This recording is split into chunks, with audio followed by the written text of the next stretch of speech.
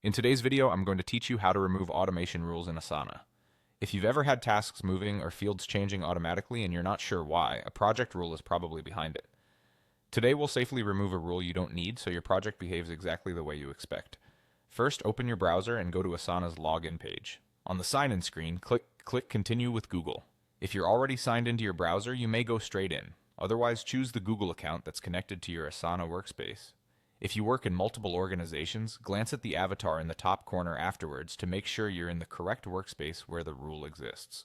Also, make sure you have permission to manage rules in this project. If not, ask a project admin to grant access. Next, head to the project that contains the automation.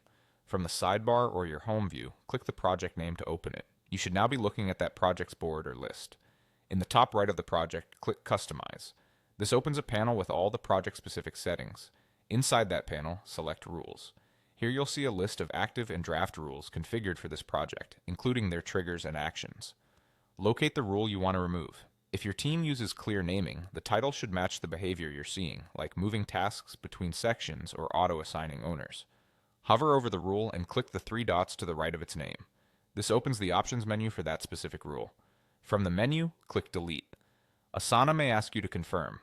Read the prompt so you're sure you're deleting the right rule, then confirm. Once deleted, the rule stops running immediately and won't affect any future tasks in this project.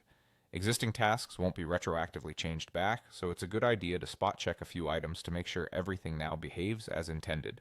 If the rules list doesn't update right away, refresh the page and check again. That's it, you've removed an automation rule in Asana. As a best practice, consider documenting which rule you deleted and why in the project description or a team note so teammates understand the change. If you only needed a temporary pause or minor adjustment, you could also edit or disable a rule next time instead of deleting it outright. Thanks for watching, and I hope this helps you keep your Asana project